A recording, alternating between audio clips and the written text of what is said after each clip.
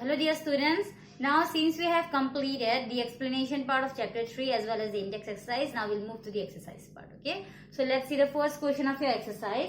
And before we go and solve these questions, remember in chemistry and physics, it's very important for you all to understand the question itself. Okay. If you understand the question, the answer automatically becomes very easy. Okay. So let's see the question. The question says, a 0.24 gram sample of compound of oxygen and boron was found by analysis to contain 0.096 gram of boron and 0.144 gram of oxygen. Calculate the percentage composition of the compound by weight. Okay. So first thing, what is provided? In the question they have provided a sample. Okay. A sample of compound of oxygen and boron. That sample is made up of oxygen and boron. Okay. It's been said in the question. Now over there is a mass given. So what is the mass? 0.24. What is the mass of? It's the mass of this sample. Yes. So as soon as we understand the question, write down what is given in the question. So the first thing that is given in the question is mass of sample, that is 0.24 grams. Next, it is found by analysis to contain this much of boron, that is 0.096 gram of boron and 0.144 gram of oxygen. Yes. Again they are provided in gram, that means they are the weight or mass. So mass of boron is this much, mass of oxygen is this much. Okay. And the sample which contains this boron and oxygen has a total mass of 0.24 grams. Now what are they asking us to calculate? They are asking us to calculate the percentage composition. That means they are just asking you to tell that how much percentage of boron is there in this sample or how much percentage of oxygen is there in this sample. Okay. So this is very easy. It's the same as you convert your percentage. Yes. Like if you get in maths 80. Yes. Out of 100. So what is your percentage? It's 80%. Yes. So how you are calculating? You are taking your numerator as 80. That is the marks that you obtain. Divided by the total marks. That is 100. Multiplied to 100%. Yes. So the same thing we are going to do over here. Okay. So let's see. So therefore, mass percentage, okay, or percentage composition of boron in the compound is mass of boron divided by total mass of the sample. So mass of sample into 100%. Okay. So this is how we are going to do it. So what is the mass of boron? The mass of boron is 0.096 divided by 0.24 into 100%. Now how we will do this? It's a very simple sum. Yes. So first thing, in order to solve this, what we'll do? We'll try to move the decimal points. Now if I want to move this decimal point to 2 digits, that means over here, that means 24. So can I move on the numerator also? Yes. If I move it from here to here, it will come this side. Yes. So let's move the decimal first. So it will be 9.6 divided by 24 into 100%. Yes. Now we can try to cancel it. Yes. So this one and this one. Over here it's 24, so it will be 2, 1, 12. Over there will be 8.4. Yes, it will be 8.4. Now 4. 12 ones are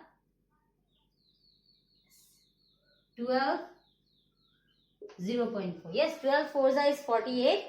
So over here there is a decimal point, so it will be 0.4 into 100%. So that is 0.4 into 100% will give you how much? 40%. Okay. So what is the percentage composition of boron in the compound? It's 40%. Okay. So in the same way we'll do for oxygen as well. So over this side I'll do for oxygen.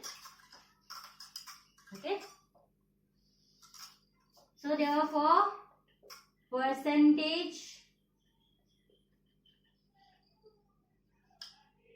composition of oxygen in the compound is mass of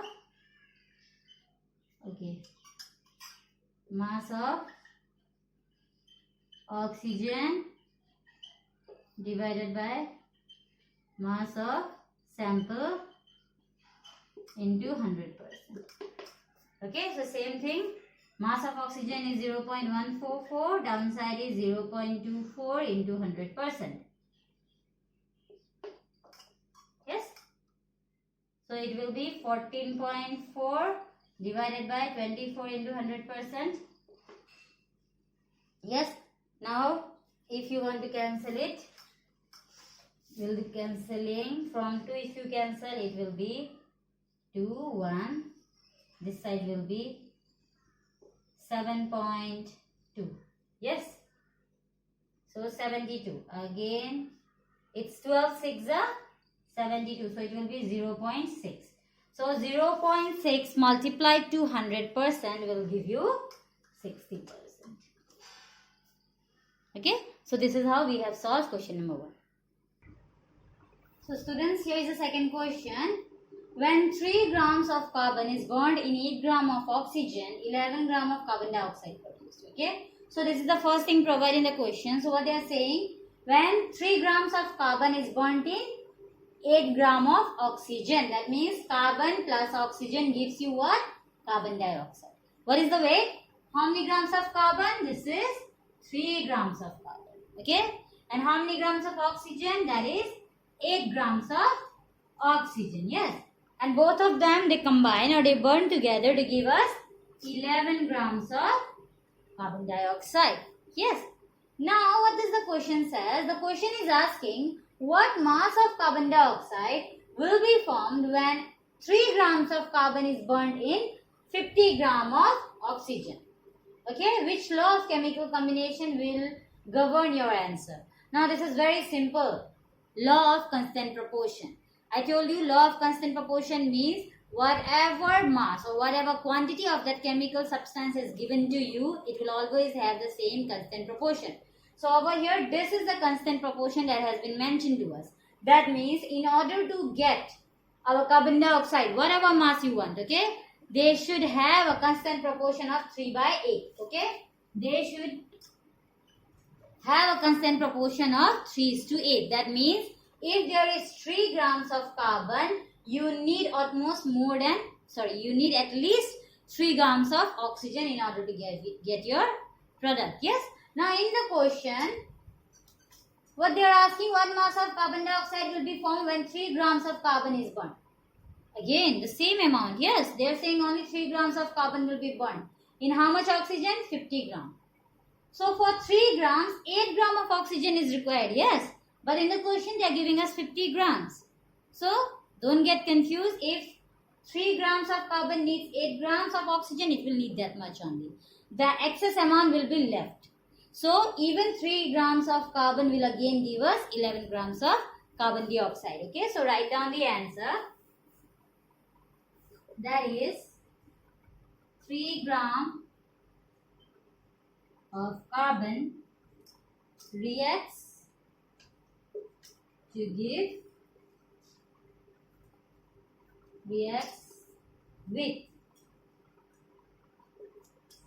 8 grams of oxygen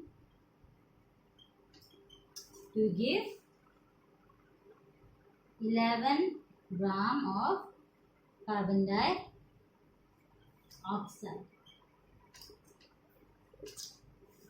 Okay, so the constant proportion is 3:8. For 3 grams of carbon, requirement is 8 grams of oxygen in order to get 11 grams of carbon dioxide. So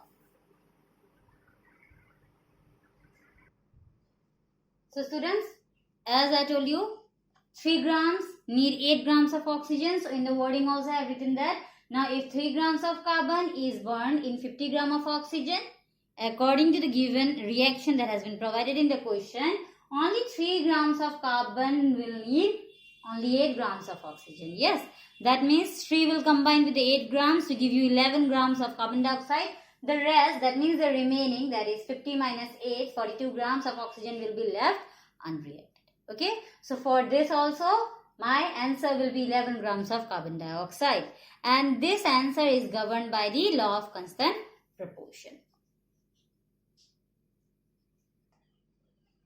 So students, the next question is, what are polyatomic ions? Give examples. So I have explained you polyatomic ions. Yes, I have explained you what are ions. Species which carry positive or negative charge. So polyatomic ions are nothing but a group of atoms or group of ions together that carry a charge. So a polyatomic ion is a group of atoms carrying a charge. Same thing, it can be positive or negative.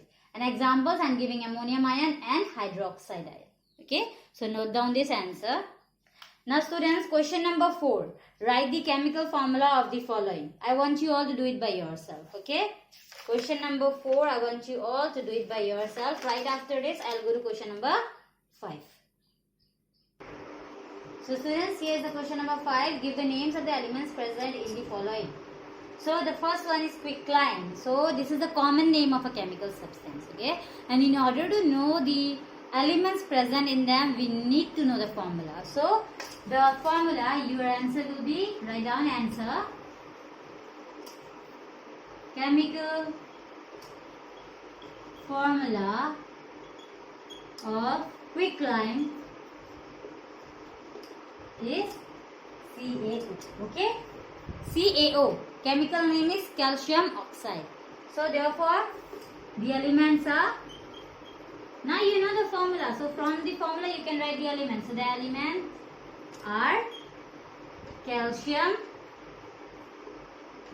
and oxygen. Easy, isn't it? Just you need to know the formula, chemical formula. Next, number B is hydrogen bromide. Now this is very easy again. This is not a common name, it's the chemical name. So again answer. First, write down the chemical formula. Chemical formula is HBr. Yes, hydrogen bromide. Okay, you can check, well, you can use the way that I have given you to write the chemical formulas. Write the symbol, write the charge, again do the cross multiplication, you will get the same formulas. Okay, so therefore the elements are easy again, hydrogen and bromine. Okay, we don't call it bromine but bromine. Now next is baking powder, the one that we use at home. Yes, so the next is baking powder.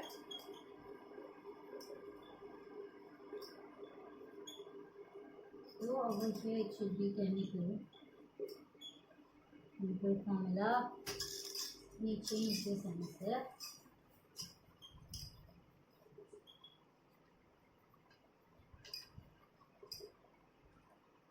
So the formula is NaHCO3. Okay, this is known as sodium bicarbonate.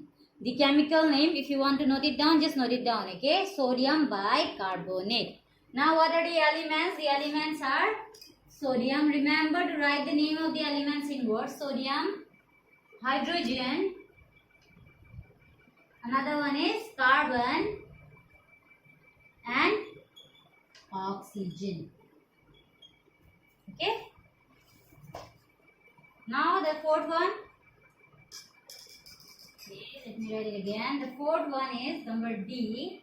There is potassium sulfate. Again, this is simple because they have given the chemical name. So for potassium sulfate,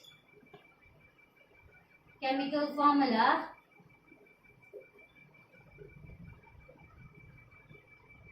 is K potassium sulfate. Yes, SO4. There will be 2. Okay. You can again use the method that I have taught you to write the chemical formulas. You will get this formula K2SO4. So therefore the elements are, first is potassium. Yes. Next is sulfur and oxygen.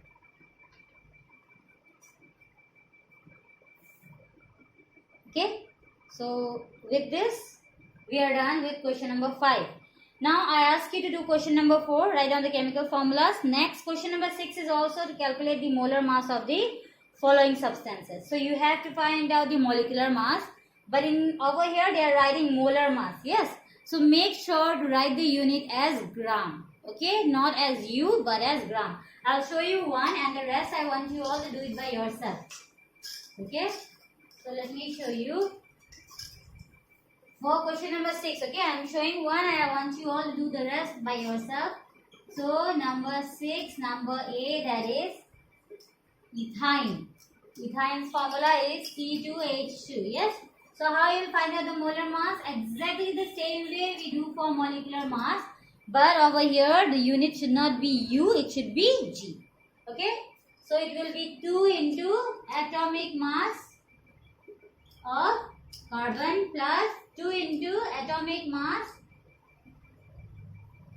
of hydrogen. So 2 into atomic mass of carbon is how much? 12 grams. Okay, no U, G. 2 into 1 grams. So this one will be 24 plus this one will be 2 grams. So we'll get our answer as 26 grams. Okay, yes, it should be 26 grams. Okay, 24 plus 2, it will give you how much? 26 grams. Okay, so likewise you have to do the rest and send me your answers for question number 4 and question number 6. So we'll do till here only today, and in the next class we'll continue.